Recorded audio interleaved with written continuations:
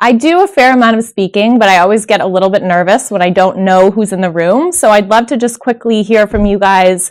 How many of you are based in the US? Okay. Anyone in town from Japan? Okay, great. And how many of you are entrepreneurs? Okay. And how many of you work at big corporates? Couple. How many of you are students? Okay. Am I missing any categories? Academics? Okay. So it's a very diverse audience, so this should be fun. I'm sure some of you will find some of this interesting and some of it boring, but we'll get started. So I think you already heard a little bit of my background, but I'll start by introducing Fresco Capital, which is my VC fund. We are a global early stage venture fund. And what we do is invest in entrepreneurs that are using technology to solve big problems, primarily focused on problems in education, the future of work, and digital healthcare. So our model is sourcing innovation globally. We have team members across 12 different countries, and we seek out entrepreneurs that are doing really innovative things that we believe have potential to scale internationally. We then invest at the very early stage. We work closely with founders to understand where their solutions can be applied, where they make sense, and what is the right timing for expanding internationally. Typically, it's too early when we first invest for a company to expand globally because they need to create their product and get their first customers and find product market fit in their home market initially. But we figure out what is the right time. And then we have teams on the ground in Japan, in China, India, Canada, Europe, and the US that our portfolio companies can essentially rent to help them expand into that market. I'll explain a little bit later how we came about that strategy, but we found it's absolutely impossible to be successful without local representation. So I started this fund with two partners. We met when we were all living in Hong Kong, and we were in the process of launching startups ourselves internationally. As I said before, I started my career in New York, and I was working for an education startup called General Assembly. And I found that the opportunity in the US was great, but there was a lot of competition, and ultimately the market size wasn't large enough. So I moved to Hong Kong to launch their business in Asia, and through that experience saw there was this massive opportunity to take innovation that was happening elsewhere in the world and connect it to markets where it was completely new. And my two partners had similar experiences. Steve was actually working for a Bulgarian startup that he had launched all over the world in India, Australia, and ultimately in Hong Kong. So we saw that there was this huge opportunity, but it's also really hard. I'll talk a little bit about my path, but I still remember when I first moved to Hong Kong and just kind of getting there and not knowing anyone and not even having a cell phone or a visa set up and just crying because you have no idea what you're doing. So it's a big challenge, and having the right partners and network there can make a very big difference. So we wanted to help our entrepreneurs take advantage of that opportunity, but skip some of the difficulties that we had been through ourselves. So we created Fresco. We started investing in startups. And in 2015, I ended up moving to Japan to help several of our portfolio companies launch in Japan, but also to find our core strategic partners. So the way that VC funds work is we raise money from investors, we pull it together, and then we invest in startups. And when you first start a VC fund, it's small, and so you can raise investment from individuals and family offices. But we wanted to be working with investors that could actually add value to our startups as well. And that's how we started working with corporates. A lot of corporations, particularly in Japan, are looking for sources of international innovation, and they're interested in partnering with our portfolio companies. So I moved to Japan, not knowing anyone yet again, and built out our team and our strategy there. So fast forward to today, we've now invested in 60 different companies all over the world, and we've helped about 1/2 of them expand internationally in some way. So when we talk about international expansion, it doesn't just mean selling your product in a new market. That's obviously one way. You can find sales opportunities in other parts of the world. But being an international company also means a lot more than that. It means potentially outsourcing your operations into a new market. We have some Silicon Valley companies that their entire development team is in Costa Rica. It also means finding later stage investors or partners. So we have companies in Hong Kong that have investors from Japan. It also means expanding your team and your company, but then eventually on the M&A side, we've been through 7 M&A exits, and the process of having international partners who are looking to acquire you is a big part of a global strategy as well. So throughout that process, we've noticed some patterns, and I'm excited to share those things with you in a little bit. But first, I want to start out by introducing who I really am, because I think when we talk about our global strategy, it can be very intimidating. And it's interesting to me because I'm actually the least global person ever. I was born and raised in Illinois. Both my parents are from Illinois, very American. My ancestors actually came over on the Mayflower, all the way back. And my parents I went to a big public high school. My parents went to that same high school. They met in high school. Actually, their parents went to that high school. So from a very young age, I was very interested in getting out of there. But I always wished that I had more of an international upbringing. We never really had the chance to travel anywhere except for the US. But luckily for me, being global is not about where you come from, it's about what you do. And I think that's an important lesson for Japan, as well as a lot of the other countries that we work with, is a lot of people become very intimidated by this idea of going to a new country. But it's your mindset that matters and not necessarily your background. So, as I mentioned, from a very young age, was interested in traveling and working internationally. I tried in a lot of different ways. I still remember when I was in first grade, I did a project on Tanzania, and I was fascinated that they lived in a way that was so different from us. And I found out that they didn't use toothbrushes like me, but instead used these little sticks to brush their teeth. So I decided to write a letter to the embassy there and ask if they would kindly send me some of these sticks so that I could distribute them to my friends and family. But obviously nobody ever responded. And then I kept trying, and I went to summer camp when I was 10, and I actually met a girl who was from Tokyo.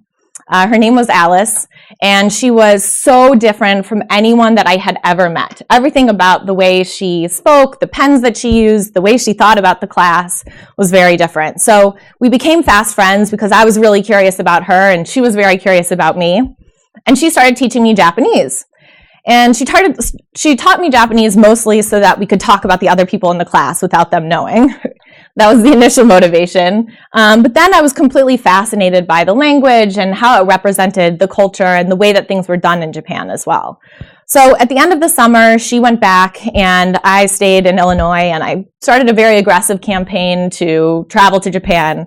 My parents were not entertained because they knew how expensive it was. So then I started looking for a Japanese teacher, but unfortunately it wasn't offered at my school, so I started learning myself. And I just had this insatiable hunger to figure out more about where she came from and why she was the way that she was. And so it sparked this journey of trying to get to Japan. And although I never made it as a young kid, I ended up writing my application essay to Harvard about this friendship with Alice and about learning another culture. And I never actually knew anyone that went to Harvard, so I attribute the fact that I got into this essay. So once I got there, I felt obligated to study Japanese. I started studying Japanese and again was trying to get hired in Japan. Nobody wanted to hire me. And then I found out that Goldman Sachs, this company I had never heard of, actually had an office in Tokyo. So I decided to write them some emails and ask if they could kindly use my services. I think I was a sophomore in college at that point, so about 19 years old. They laughed in my face, but invited me to apply for their New York program. And so that's actually how I ended up at Goldman Sachs in New York. And so I still had in the back of my mind, how do I get this international experience and how do I get to Japan? Because at this point, it's just so pathetic if I don't actually make it happen. So I was trying to get transferred internally within Goldman, but ultimately saw that technology was replacing a lot of the high-value jobs on the trading floor at the time, which was absolutely insane to think that there were positions that were compensated in the millions of dollars a year that were literally being replaced by algorithms in the matter of months. And to me, that was a clear sign that I needed to be working in technology. So I went and I started meeting all of the tech companies in New York, the startups and the bigger companies like Google and Facebook, and all of them laughed in my face as well. They basically said, we don't care about your Harvard degree, and we don't care that you can trade equity derivatives. If we're going to hire you, we want you to do something real for us. We want you to be a product manager or a digital marketer or a web developer. And I didn't even really know what those things were, let alone was I in a position to pitch myself for those positions, which was really frustrating, and then highlighted to me that technology is changing the workforce, and education, even education like you get at a place like Harvard or here at Stanford probably, is not necessarily filling that gap. So that's when I met the founders of General Assembly, and what they were doing was actually running a co-working space where they had startups working every day, and they asked their startups, what is the biggest challenge that you face on a daily basis? And all of them said, we need to hire people with tech skills. So they noticed there's this big, disconnect in the market of these people that are leaving finance jobs, some by choice, some not by choice. And there's a lot of unemployment in the US in general. This was back in 2010. And yet there are these positions that can't be filled. So they decided to create education programs to train people for these positions. And when I met the founders, I was very passionate about being involved in building these training programs because I felt like I was solving my own problems. So I convinced them to hire me, and I joined the team at a very early stage and helped build out those programs. And the company raised some VC funding. It was going very well in New York. We hired a team, and I still had this idea in the back of my head that I wanted to be working internationally. So I went on a trip to Hong Kong, And I looked around and thought about where it would make sense for this business to expand. And Hong Kong was a logical next step. Asia. There was no one doing it there. The startup ecosystem was showing a lot of the same early signs of life that we saw in New York several years earlier, but didn't yet have the saturation of new ideas and new businesses that you were seeing in places like the US and New York and Silicon Valley. So I pitched the founders on letting me launch General Assembly in Asia, and they said what a lot of US-based founders say, which is, why would we do that? It's so difficult, and things are going really well here, and all of our investors are in the US, and they want us to focus on our home market and what we're good at. And so I really did a lot of work on thinking, well, why should you expand internationally? And why shouldn't you? And at the end of the day, I decided that it was something that I wanted to do anyway, and I felt was a really big opportunity. So I bought a one-way plane ticket to Hong Kong and decided to launch the business anyway. And at the last minute, the founders said, oh, I guess you're serious about this. So they gave me permission to launch General Assembly in Asia, and that's exactly what I did. So that's what I was describing before when I landed in Hong Kong and knew basically nobody and was going from a financial salary to a startup founder salary, basically. And it was an amazing experience, but we got the company off the ground. There was a need for this kind of education because the problem that we were solving in New York, this disconnect between the jobs market and what education was providing, existed in Hong Kong. And so got that business off the ground, which is actually how I met Steve and Titus, my two partners at Fresco. And they had similar backgrounds and experiences, and also saw the opportunity but the limitations of working with, companies that are based in the US, only with US founders. We felt we had something that was very different to bring to the table in terms of helping companies expand internationally since we had done it ourselves. And so that's how we started Fresco. And then ultimately, I ended up in Japan, luckily. So this is a picture of me from Roppongi Hills, which I'll tell you a little bit more about. But it was sort of a lifelong journey of getting there, which was something that I was really interested in, but now looking back can understand a little bit more about why I was interested in Japan and why we feel it represents such an opportunity. So I'll get to that in a little bit. And so after all of this, I often think back to the Steve Jobs quote, which is, the people that are crazy enough to think that they can change the world are the ones that do. There's always a million reasons not to expand internationally or not to go outside of your comfort zone, but ultimately that's the only way that change will occur. So I'll share some of our top lessons learned about expanding internationally and how that contributed to the strategy that we've built for ourselves, as well as for our portfolio companies and our strategic partners. So one of the main predictors of being successful expanding internationally is, are you solving a problem that exists there? Founders often ask, oh, should I go to India? Should I go to China or Japan? What's the right market? And it all comes back to focusing on what problem are you solving. And so from an investment strategy, this is why we focus on the future of education, the future of work, and the future of healthcare. Because the systems that govern healthcare, education, and work were built in a time before technology. And so now that technology has proliferated and accelerated the rate of change, these systems are breaking down. And there's a lot of evolution and improvement that can occur within these systems. But our view is ultimately they can't be saved. They need to be remade from the ground up. And so that's what we're trying to do, is participate in the remaking of these systems, which are problems everywhere. But even if you're solving a problem that exists in that market, the reality is when you get there, nobody knows you. And that sounds obvious, but a lot of people underestimate that. We work with a lot of our partners in Japan who are big, famous companies that everyone knows and reveres within the Japanese ecosystem. And they come here and they think that they can command that same level of respect and resources, and startup entrepreneurs here have no idea who they are. Let alone what they mean in their local ecosystem. So this creates a challenge on both sides, because Japanese companies come here, they don't understand the local context and that they don't have the ability to negotiate or get access to ideas in the same way that they would in their home market. And simultaneously, a lot of entrepreneurs that want to expand to Japan go there, even some famous tech companies here, and they assume that people have heard of their companies, and they haven't. And they also don't know what the local reputation of certain Japanese companies are. And so they think, okay, well, yeah, I'll just work with Mitsubishi and Mitsui and it'll be no big deal. And they don't appreciate that nobody really knows who they are or what the difference is between the two ecosystems. So in order to surmount this, we found that a lot of creativity is required. So when I moved to Japan in 2015, I was tasked with helping our portfolio companies launch there through some existing partnerships and finding some new partnerships. And I was trying to raise our second fund, which we had international investors, but we were looking for strategic investors from corporations in Japan. And I didn't know anyone, and so I was trying to figure out what we were going to do. And so I got very creative about how to get in front of these potential investors. So I worked all of my networks, the Harvard Alumni Network, and the World Economic Forum, and I found, actually, surprisingly, which I'll mention in a little bit, most everyone was interested enough in me to take a meeting.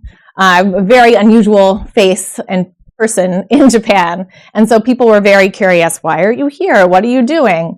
So it was really easy to get these meetings, but then I found that I couldn't actually close any investors. I couldn't close any partnerships because people didn't trust me. It's very good to be different. There's a level of curiosity, but they couldn't place me into any of the kind of boxes or archetypes that they had. And that was a challenge. So I had to get very creative about finding the right partners who we could work with so we could borrow their reputation, a way of kind of passively embedding ourselves in the local ecosystem and creating trust and network effects. And that led to us building our venture partner strategy.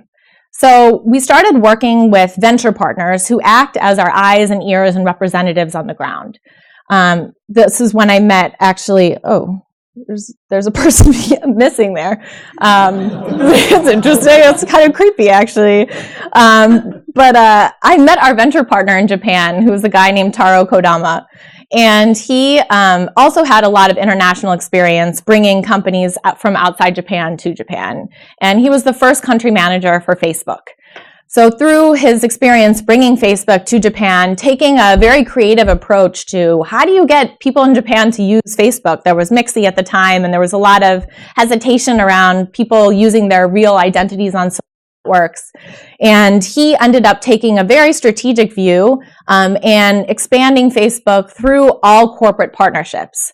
So he figured that if people were using Facebook to get jobs, they would then have to represent themselves in truth and not necessarily with a fake name. And so that was the approach that he took, which was definitely different from what all of the other kind of international strategies in Facebook were doing, but it was definitely something that worked. And so through that experience, he became very passionate about seeing how connecting Japan to the rest of the world could really transform the way Japanese companies worked. He was doing a lot of corporate partnerships with big companies like Dentsu and others. And so he found that there was a lot of internal change that occurred as a result of exposure to these international companies. So he created a platform called AnchorStar, which he then is tasked with bringing other international companies to Japan as well. So I met Taro. We shared the same mission of connecting Japan to the rest of the world, and we started working together. And I found that by having him as a venture partner, as a local partner, it completely changed the nature of our conversations with local strategic partners. So we were able to find some of our most amazing sort of Japanese investors. We successfully brought 6 portfolio companies to Japan through these partnerships. And we also started building more of a network within Japan and sourcing companies that we could potentially invest in down the road and help expand outside of Japan as well. The second big thing that I think when expanding internationally, companies don't realize is that what you did before won't work. So, for example, a lot of our startups have a very clear marketing and sales funnel. When they're working outside in the US or Europe, they clearly have a group of 1,000 people that they'll call or email, and a certain percentage of them email back, and then a certain percentage of them end up purchasing the product. And it typically works once you know sort of what is the cost of reaching out to that customer, and then how much does it work? How much is it worth if they actually sign up? And so we've seen a lot of companies come into Japan, or Japanese companies come here and try just the exact same strategy. And that definitely won't work. So you have to, again, leverage that kind of creativity and think about what are alternative ways or ways of adapting not only our product, but also our process. So one of the ways in which we help our companies when they expand internationally is to recruit a country manager. So similar to how basically our whole process of building Fresco has been going internationally ourselves, figuring out what you need and what makes sense, going through all the challenges of figuring out what you've got to do, and then creating a process that we can then share with our portfolio companies when they launch in that market. So we're kind of cutting our teeth to make things easier for them. And one of the things that we realized was, as I mentioned before about our venture partners, the equivalent for a startup is called a country manager. So you need someone who's your eyes and ears on the ground that can help you spearhead partnerships, localization, expansion, sales, operations, etc. And in the US or Europe, or even to a certain extent in Hong Kong, if you want to recruit a country manager, you just hire a recruiter. It's very easy. They know exactly how to find those people with the right skill set. And it's a very straightforward experience. But in Japan, for example, hiring recruiters for a country manager role does not work because the country manager role is a very new one. There's a lot of cultural resistance toward leaving a big, secure corporate job to go work at a startup that you might make the same amount of money but not have the same level of prestige. And it's also not seen as culturally acceptable to be looking for a job. So not very many people are on LinkedIn, and there's not a very kind of open sharing of the idea of like, oh yeah, I would consider that position. That could be death within your existing company. So what we were doing before wasn't working. So we had to get creative and rely on our local venture partners to come up with a strategy that works for the local context. And so what we started doing was actually running country manager experience courses. So we called them experience courses because it was a way of building a funnel for potential country managers and giving people exposure to what that job entails, how exciting it is, and how much you can learn by being exposed to an international startup strategy, and how it's actually a lot less risky than joining a startup or doing a startup yourself. You still get all of the resources and backing of the headquarters. So we created this experience so that people could come test it out. We did a case study method where we would actually use some of our portfolio companies that were trying to recruit country managers and then give people exposure to that and build our network that way.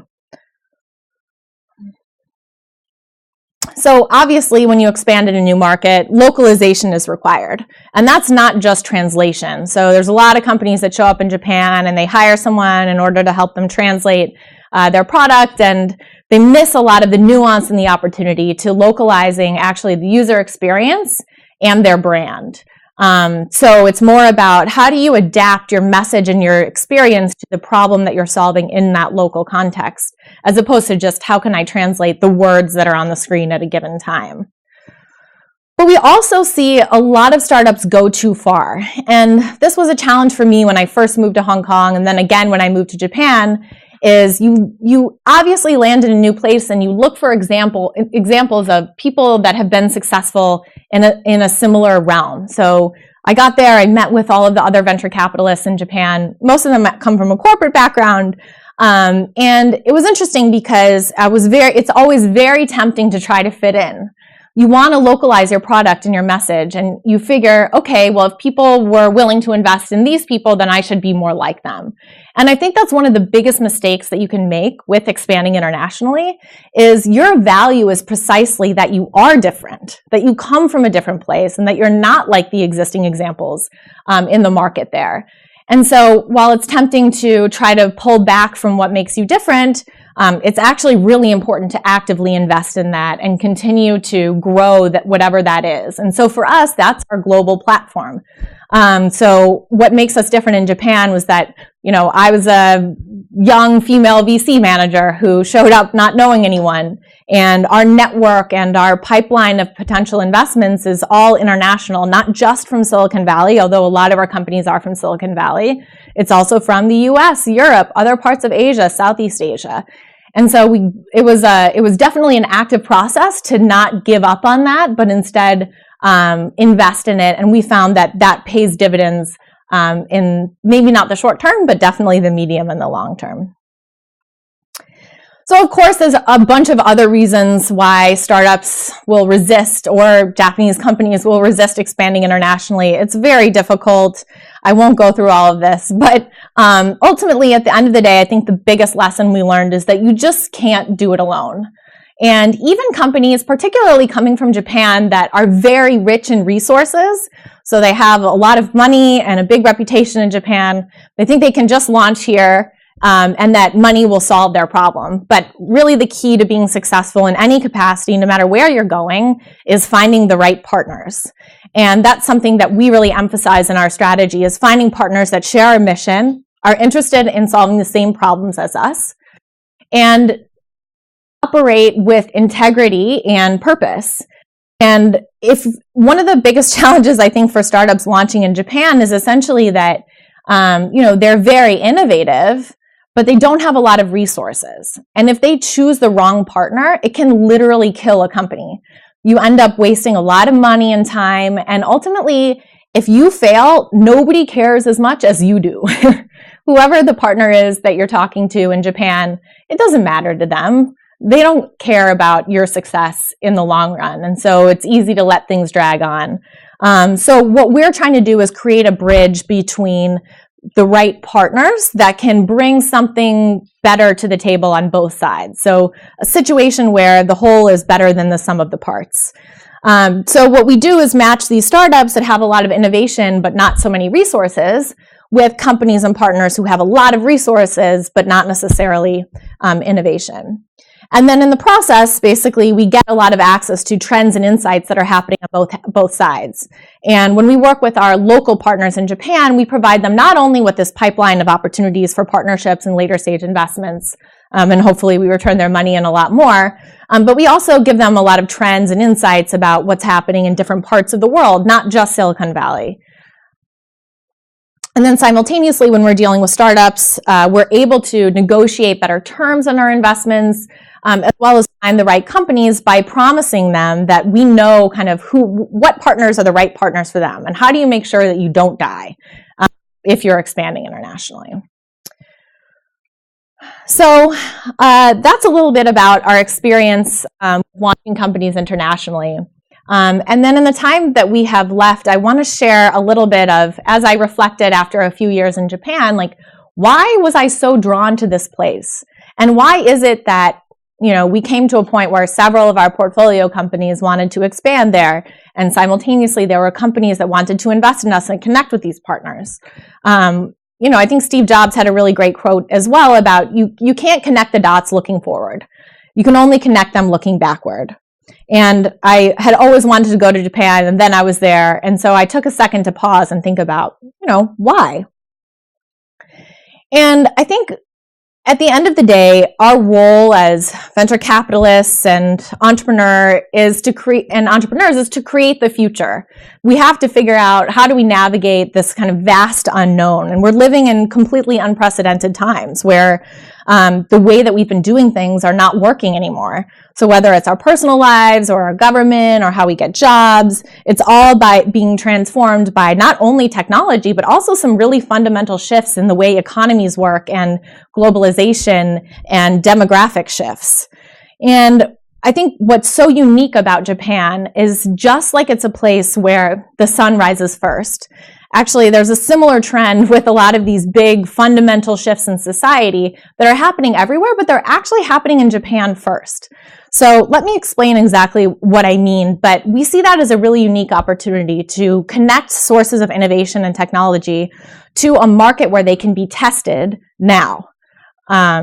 And that's something that's, I think, really special and unusual, because there's a lot of really great technology being developed all over the world, especially here, some crazy AI and robotics. But these companies really struggle to build business models because they're solving problems that maybe won't be worth paying for, or maybe don't need to be, it's not critical that they're solved for another 5, 10, 15 years. Whereas in Japan, they can actually be used to solve problems that are absolutely critical now. So one of the big shifts globally that's happening is people are living longer. Longer than ever before, in fact. And Japan is actually on the cutting edge of this trend. So if a baby is born in Japan today, it has the longest life expectancy of anywhere in the world. And simultaneously, birth rates in Japan have been declining, and so the overall population is declining at the fastest rate globally. I'm sure some of you have seen the statistic that Japan actually sells more adult diapers than baby diapers every year. And I think that's a good data point for really just how things are shifting. And so we don't know, how is the jobs market and kind of infrastructure and healthcare going to adapt to this fact that there's so many people that are getting older very quickly, and they're living longer, so they need to work longer. They also need different types of healthcare. And this is an issue that's going to be happening in the US and Europe in a fair amount of time. There's the baby boomer generation, which will be retiring soon in the US. But it's happening in Japan now. And so how are we going to solve these issues? I don't know, but the point is that Japan is a place where you can test different solutions in a way that you can't really anywhere else. Another big trend is actually urbanization. So it's ironic in my mind, because I think there's a lot of talk about how technology makes remote work very easy to do, but ultimately that's not being demonstrated by where people are living. So more people than ever are migrating from the countryside into cities. In 2010, 3.6 billion people lived in cities, but by 2050, that will about double to 6.3 billion. And this is changing the needs of infrastructure and how technology is used to create efficiency and move people and resources in such a dense place. And Japan is actually, again, on the forefront of this trend. And sure, most people here have been to Tokyo. It's one of the most efficiently and well-run cities in the world. It is the biggest city in the world with over 38 million people. And actually, in Japan overall, it's a very urban society. So 93.5% of the population in Japan lives in cities. And compare that to about 80% in the US.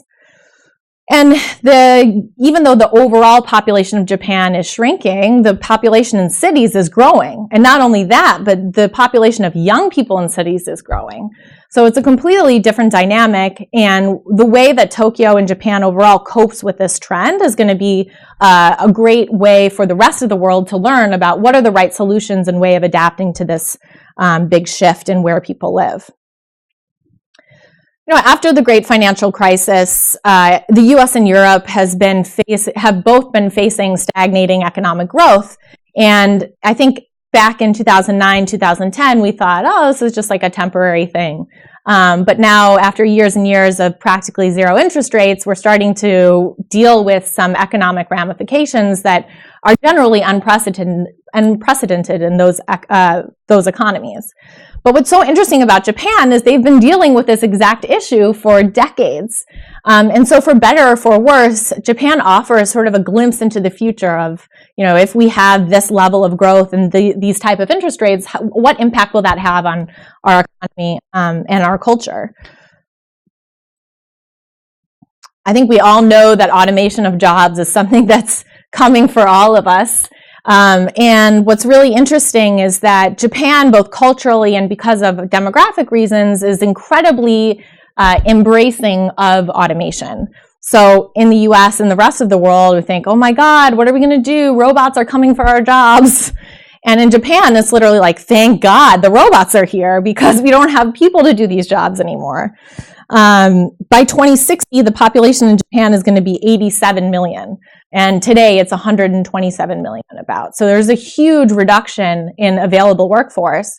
And so even in the 3 years that I've been in Japan, it's been absolutely shocking to see how much of a demand there is for workplace automation. And it's something that, again, there's some amazing technology being developed in the rest of the world, but Japan is where people are willing to pay for it right now. There's also the sad political reality of isolationism. So with the current US administration, as well as some backlash against the refugee crisis in Europe, there's a definite kind of resurgence of nationalism and anti-immigration policy.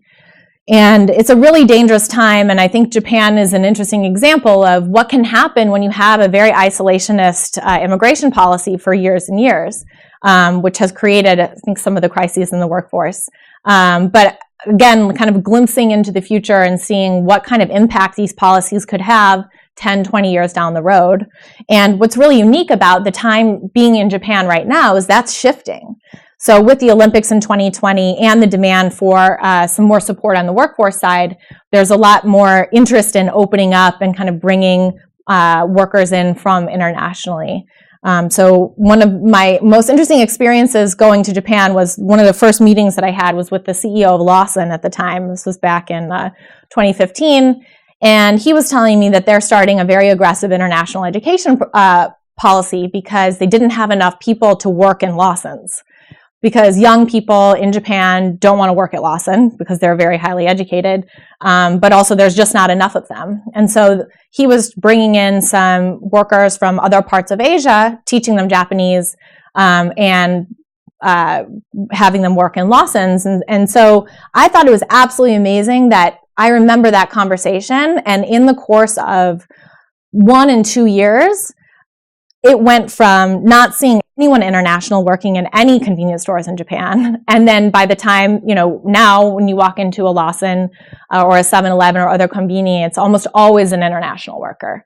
And so I think what's so amazing about Japan is the ability to, once the decision is made to change, there is the ability to do that at a scale and in an orderly fashion that is just impossible other places in the world.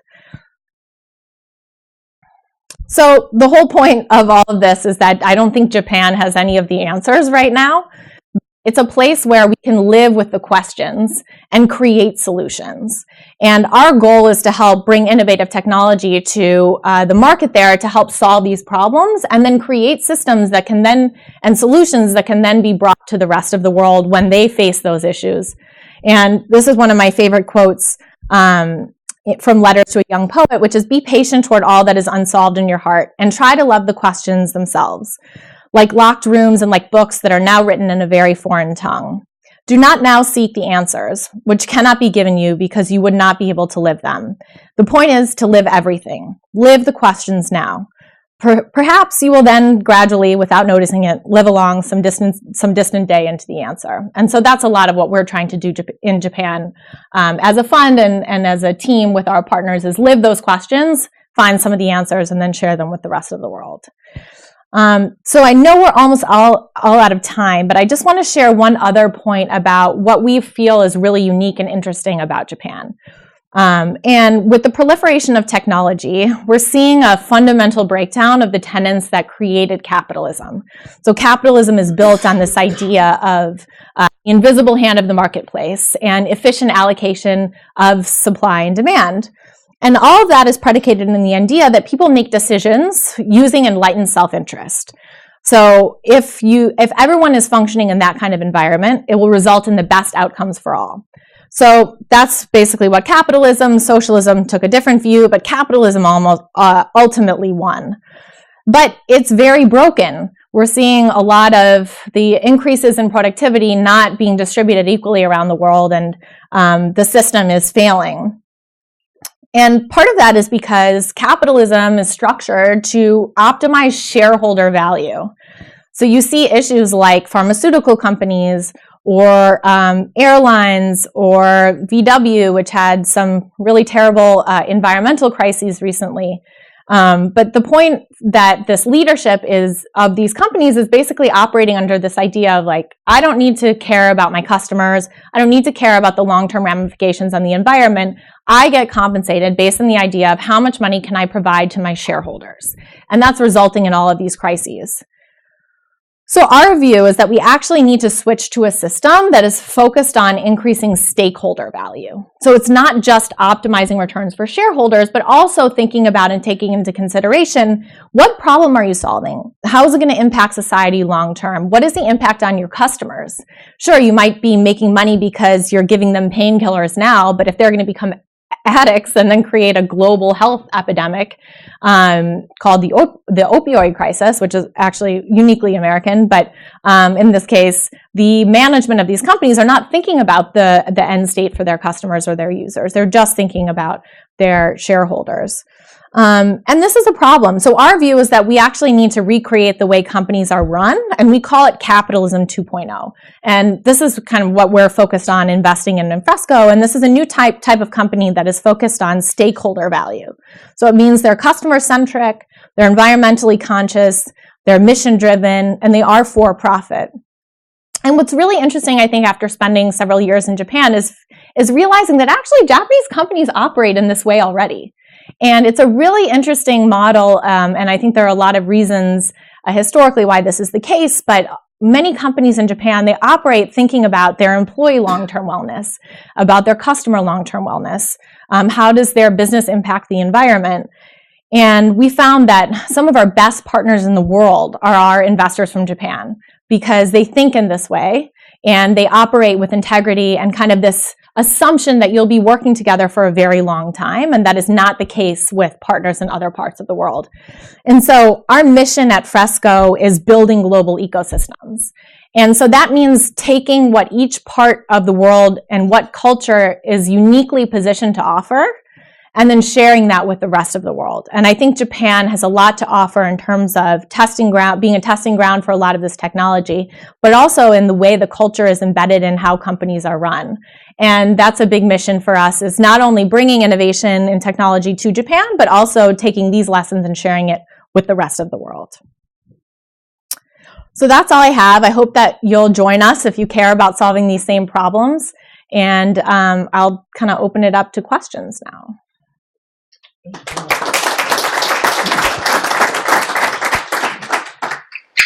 We have some time for questions. We do not have a microphone, so please speak up when you ask a question, and you can tell us who you are first. Thank you for your presentation. I am a commercial researcher, so I believe that I am one of the resolving the challenging aging, challenging the very very challenging issues. And my question is that could you tell me about the example of the healthcare technology you are focusing on now, if possible? And second one is, what do you think, what kind of technology is very useful for Japanese current situation and also for worldwide? So when it comes to healthcare, we tend to focus, there's a spectrum, right? And we tend to focus more on digital and clinical solutions. So I guess that one side of the axis is basically clinical all the way up to fitness and healthcare, or, you know, sort of pop health, weight loss, etc. And then there's digital, and then there's biotech, which tends to be very science heavy. So we focus more on clinical and digital. One, because we think those are the solutions that are easiest to scale internationally, but two, because we are early stage investors. So we invest in companies at the very early stage. And so we look for capital efficient businesses that actually don't have to raise a ton of money.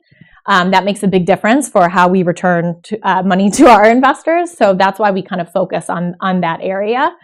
So some examples of that would be, we invested in a company called One Doc Way, which was actually acquired last year. But what they do is telepsychiatry. So it's a software platform as well as a marketplace for psychiatrists. And they work with urban hospitals in big city centers that have psychiatrists on staff. So therefore, they're able to treat patients within that urban area for mental health. But then there's rural hospitals, which don't necessarily have the budget or the ability to hire psychiatry specialists, but there's still demand from their customer base for psychiatry services. So what One Doc Way does is create a platform where the urban center can get their psychiatrists to treat people digitally who are in the rural area. So it's sort of a win-win for that. So that's one example. Another company we've invested in recently is called BasePair. And what they do is there's now this explosion of DNA data. More than ever before, because the price of running DNA diagnostics is coming down dramatically. And so there's a massive shortage of people that know how to read DNA data. And so what BasePair does is it's simply a software platform that people can use to run regressions on raw DNA data. So you don't have to necessarily hire an expensive sort of researcher or specialist to understand what's happening in that data. So those are some examples of the kind of companies that we work with. Mm-hmm. Yes. Yeah, I was curious what you might have seen in Japan on the educational sector. If you look into the future, what are some of the things that you observed in Japan in terms of what they're doing with their educational system, and perhaps particularly in regards to technology, that we can learn from, that's different from what we see here? Yeah. Can you tell us who you are? Oh, I'm sorry. I'm Ida Tronson. I work with a startup company, a spin-out from SRI, formerly Stanford Research Institute. Yeah, well, I mean, first of all, they don't have school shootings every week. So I think that's not to get political for a second, but I think that's one thing that we can learn from Japan for sure. You know, one of the things that I find so interesting about working in education globally is that I think the strengths of the West are very different from the strengths of the East. So in the US, we have a lot of innovation happening. Students are very creative. They tend to come up with new ideas, and that's sort of what the US is fundamentally known for. But if you look at our education system, there's very unequal distribution of resources. There's a lot of disparity in terms of what kind of test results you have. In fact, you know, on a global scale, our test results are pretty terrible. And we have very high dropout rates. And those are things that are very difficult for the US. Then you go to Asia and places like China and Japan, and it's kind of the opposite side, where you have near perfect graduation rates. You have very competitive test scores globally, and pretty equal distribution of educational resources. And every place that I go, everyone says, oh, well, we really want to be more like them. The US is like, how can we improve our test scores? And Japan and China are like, how do we make our people, you know, our students more innovative? And part of our goal is just to get everyone to talk to each other, because the answer is not either extreme. I think there is definitely a difference between the kind of thinking that certain education systems promote and encourage. And so I think there's an answer somewhere in the middle of how do we create a customized sort of education environment that allows students to be empowered, learn how to learn at their own pace, discover and then pursue their own strengths, and not try to fit into a system. But it's somewhere in the middle. And so I think that's a big goal for us, is trying to create not only companies, but also forums through which I think educators can discuss some of those challenges on either side.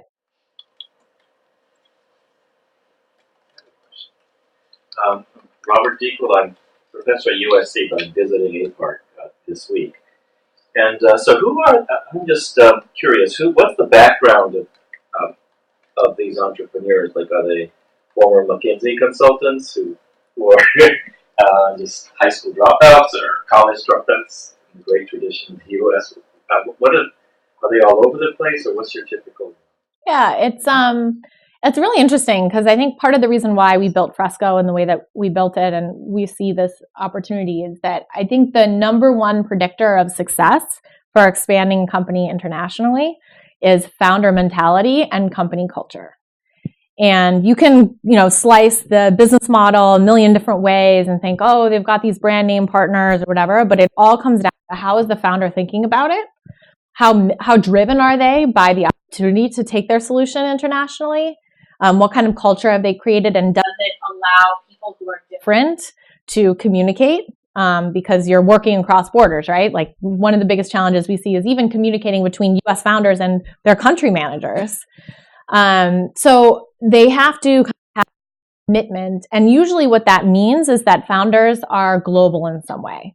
So we invest in a lot of people that, are not living where they're from, or they grew up internationally, or they worked internationally. And all of our founders tend to be, we kind of joke that we're all a band of misfits. Like, we invest in outsiders. And there's a reason why we do that, because we think it provides you with that kind of creativity and culture for diversity.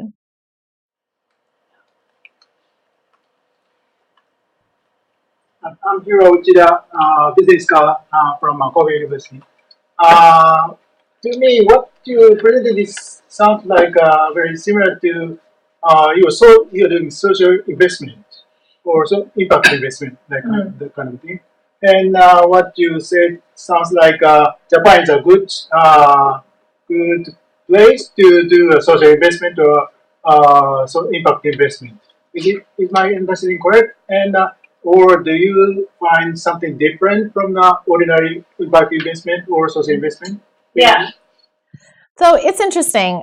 We tend to overlap with a lot of impact investors because of our sectors and also our approach to, the importance of diversity in company culture in order to be successful.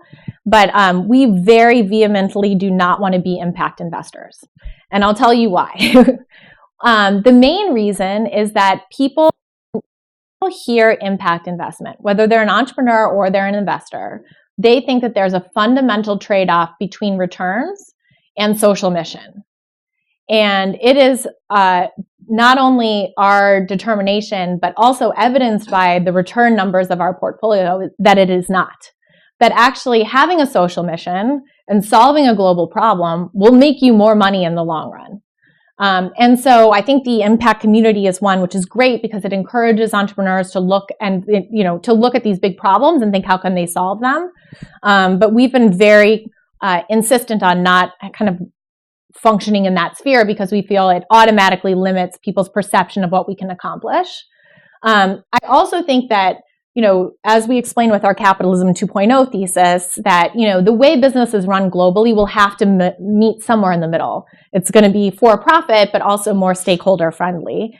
And so we think we can have the biggest impact on the world by actually bringing the purely for profit investors and partners over more into the middle, rather than just catering to the impact community, which is just essentially preaching to the converted. Like, they already think that you shouldn't, have negative ramifications on the world from your business. So we're more focused on how do we bring more people into the middle and then prove through our own portfolio that there's not a trade-off between returns and having an impact.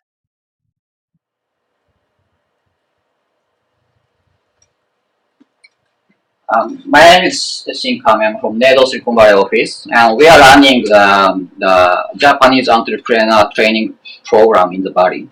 And through the program, we feel that Japanese entrepreneur has a very unique mindset. For example, they are too much focused on the technology, or they are too much focused on the domestic market, and they don't have any strategy to scale in the global market. So in that sense, do you have what's the biggest challenge for you to invest for the Japanese entrepreneur? Yeah, I think it's exactly what you just said. I mean, there are kind of two absolute filters for us when we're making an investment. One is this a solution that can be scaled globally? And so can we add value, which requires a founder with the mentality and the commitment to expand internationally. And two is this company solving a problem that exists globally? And I think when a lot of the Japanese entrepreneurs that we meet they have not been exposed to or not as passionate about solving problems that exist outside of Japan. And Japan is a very unique place, a very unique economy and ecosystem. And so I think, as you mentioned, the solutions they're building tend to be more on the domestic side. So I think those are definitely two of the biggest challenges. But I guess the third is also, I think, being in Silicon Valley, I'm always blown away by like the promises that people make. Like we hear, like when a company from Japan or Asia pitches us, they're very much like, this is our mission. This is how much money we think we can make in 5 years. And they do it. Here, people just are like, we're going to be $1 billion company next year. And you're like, that's literally impossible. And so you have to kind of discount everything. But that sort of calibrates the market with a lot of investors and partners, is people are used to being pitched these huge visions that are just impossible. And I think a lot of Japanese entrepreneurs, and frankly, I think this is true for a lot of diverse, entrepreneurs generally. I think for me as a woman, I know this is always tough, that there's a lot of other VC managers that are like, yeah, we're going to return our fund in a year. And I'm like, that's not going to work. Like, I'm much more pragmatic about, under-promising and over-delivering. So I get that mentality, and we're very sympathetic to it. But it does make it very hard to find partners, because I think Japanese entrepreneurs will come pitch us and they'll explain everything that's wrong with their business model in the first 10 minutes. And you're like, well, I really don't want to invest now, so I think that's a big challenge, is kind of reversing that mentality, which is difficult because that's also partially Japanese culture. So, yeah.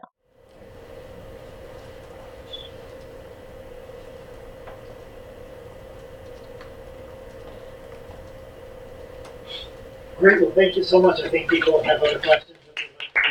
Yeah, sure. Thank you.